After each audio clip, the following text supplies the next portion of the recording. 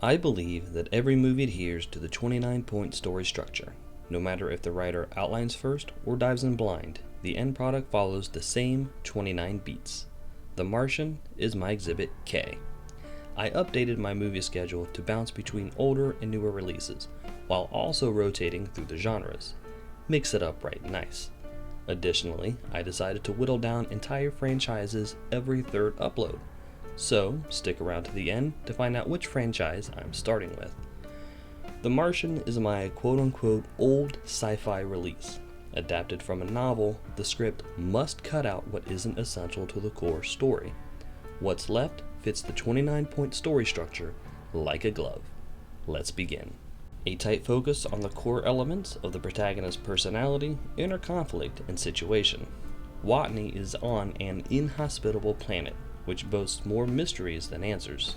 He wants to ride out a massive storm, which is some pretty dark foreshadowing, and it pays off 90 seconds later when he's violently separated from his team. Where, why, and how the protagonist exists in their world, with a focus on why they don't quite fit in. Earth thinks Watney is dead. Determined not to prove Earth right, he triages his list of needs and ably performs self-surgery.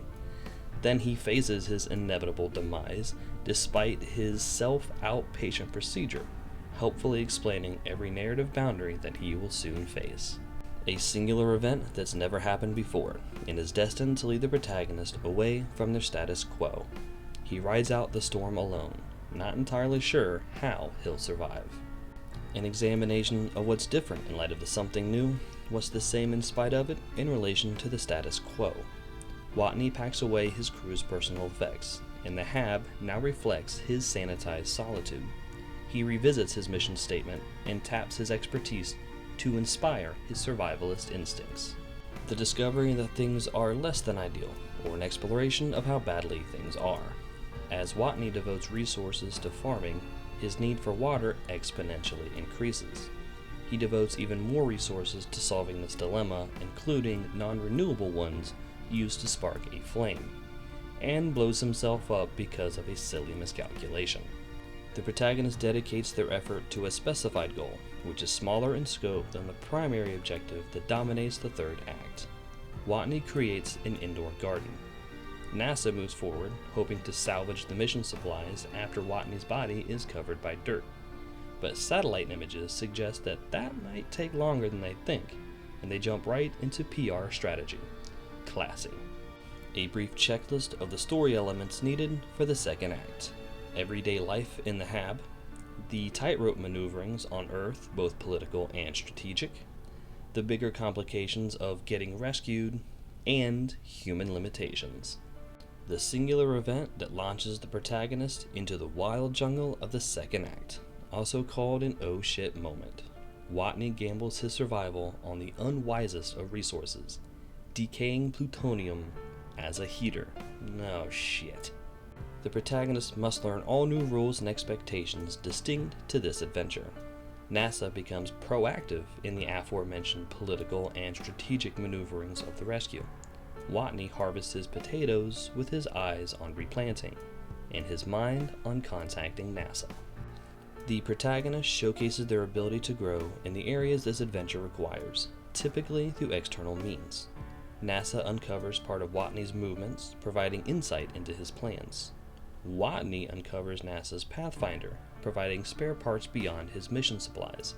Contact with NASA, however limited, is established. Characters face legitimate and understandable reasons to deviate from their stated convictions, agendas, or desires.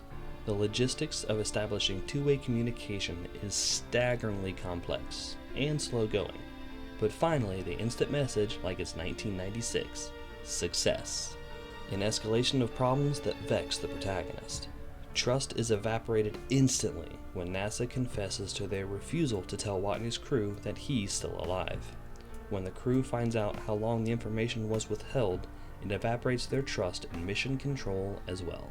The protagonist evolves internally by utilizing everything they've gathered and learned. Watney utilizes NASA's brain trust to his advantage when he doesn't find it personally offensive, while NASA utilizes Watney's progress reports to coordinate his survival, resupply, and rescue. An unexpected blowout pits Watney in a race to seal his suit with only what's on his person. Journey-weary characters reconcile the reality of their ongoing situation with who they were in the first act. Watney loses all progress, and he's worse off than when he was first abandoned. He melts down before reporting the total loss of the HAB. NASA now faces an impossibly tight timetable for resupply. A singular event that strikes at the protagonist's core conflict. The team receives their impossible orders for this impossible mission. Characters find a safe harbor that also provides needed answers for both external and internal conflicts. Watney and the crew finally make contact, clearing the air of grief and regret that NASA cultivated. With a lot less humor, Watney restarts his survival routine. The clarified objective is realized in part or in whole, though it's meaningless without the completion of the primary objective. NASA figures out how to resupply Mars in time, but it means canceling needed inspections. Meanwhile, Watney figures out how to ration his rations, but it means nearly starving himself. An existential conflict that wounds the protagonist's sense of self, worldly identity, or their journey. The resupply rocket launches late, then runs into trouble. It explodes, and the prospect of saving Watney in time evaporates.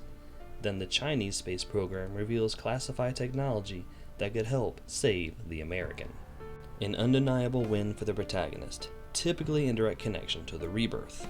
The inclusion of Chinese help invigorates two options that had previously expired: resupply or save Watney. But facing the prospect of dying on Mars for a greater cause, Watney continues the original mission. A grand loss directly connected to the protagonist's newfound inability to quit the journey. The crew receives the slingshot resupply coordinates that Childish Gambino wrote and plot a mutiny. A thematic freefall tied directly to the heavy price. The crew's NASA handler is informed he doesn't have a future there anymore. Watney begins the staggering task of relocating what he needs to what might become his ride home. The American and Chinese space programs coordinate their efforts, and the supplies reach the Hermes. 7 months later, Watney embraces technical piracy to finish the last leg of his own rescue. A singular event that robs the protagonist of seemingly any chance of success. It's well established that Watney could not make this trip earlier. Now he must, while managing a larger payload. The protagonist cannot return to their starting persona, and must turn to face the primary objective. NASA helpfully explains Watney's slow and arduous travel routine, then reveals that it's out of time to modify the final hunk of equipment, and must strip it down so it's not space-worthy at all in order to get it into space. The protagonist moves toward the climax while utilizing the major swings and sneaky misdirections of the story. A quick revisit of Watney's daily life, hygiene and nourishment, and how he works through everything while kinda not really breaking the fourth wall. He modifies NASA equipment to take on a mission it wasn't intended for, and the crew practices the rescue attempt, like how they escaped from Mars in the first place. The final confrontation between the protagonist and the antagonistic force. Watney surrenders all control and lets the rescue just happen. Finally, he leaves Mars' surface and reaches the drift of space. The singular event where the protagonist finally confronts their place in the status quo. Watney Ironmans his way into the protective embrace of Commander Lewis, of his crew, of Earth et al. The direct aftermath of the climax, the cinematic denouement, if you will. For the first time in far too long, Watney gazes upon another human face. The consequences of the climax in relation to other characters in the status quo. Everyone at NASA is super happy. Everyone on Earth is super happy. The crew is super happy. And it really is a shame that we don't get to explore the crew's family reunions on a tarmac like at the end of Armageddon. But I get it, the runtime is already insane. Hit the highlights. A tight focus on the protagonist contrasted from the opening.